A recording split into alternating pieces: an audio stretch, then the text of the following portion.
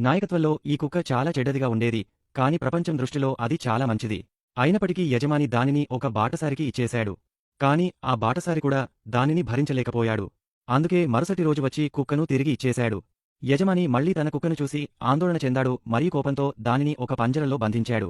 Jack మిగతా కుక్కలను శిక్షణ కోసం బయటకు తీసుకెళ్లినప్పుడు చిన్న కుక్క కూడా వెళ్లడానికి చాలా ఉత్సాహంగా ఉంది. కాని తీగలు దానిని బయటకు వెళ్లకుండా ఆపాయి. అయినా అది అస్సలు వదులుకోలేదు. అది వెంటనే గొయ్యి తావడం మొదలుపెట్టింది.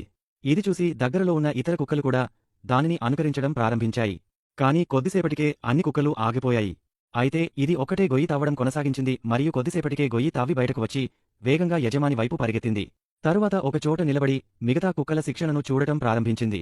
అప్పుడే అనుకోకుండా జింకల గుంపు వాటిని ఆకర్షించింది. అవి వేగంగా వాటి వైపు వెళ్లడం ప్రారంభించాయి.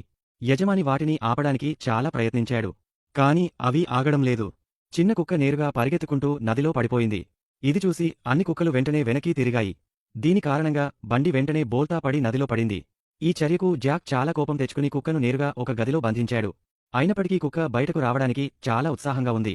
అది ప్రశాంతంగా ఒక చోట కూర్చుని 4 వైపులా చూడటం ప్రారంభించింది. అప్పుడే దానికి బయటకు వెళ్లడానికి ఒక దారి కనిపించింది.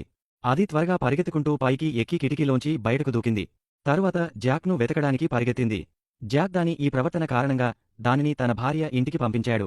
కాని కుక్క మళ్లీ తన యజమాని వద్దకు వెళ్లడానికి ఉత్సాహంగా ఉంది మరియు ఇంటి నుండి బయటకు వెళ్లే దారిని వెతకడం ప్రారంభించింది. కాని దానికి దారి దొరకలేదు. అందుకే అది నేరుగా కిటికీని పగలగొట్టి ఇంటి నుండి పారిపోయింది మరియు 10 కిలోమీటర్లు పరిగెత్తింది. చివరకు అది తన యజమానిని కనుగొంది. జాక్ దానిని చూసినప్పుడు ప్రతిసారీ ఇది నన్ను ఎలా కనుగొంటుందో అతనికి అర్థం కాలేదు. దాని చెవి నుండి రక్తం వస్తుండటం చూసి అతనికి దయ కలిగింది.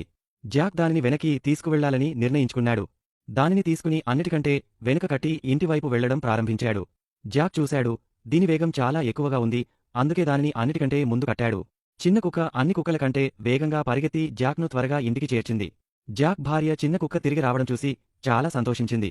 దీని తరువాత చిన్న కుక్కను బాగా చూసుకోవడం ప్రారంభించారు.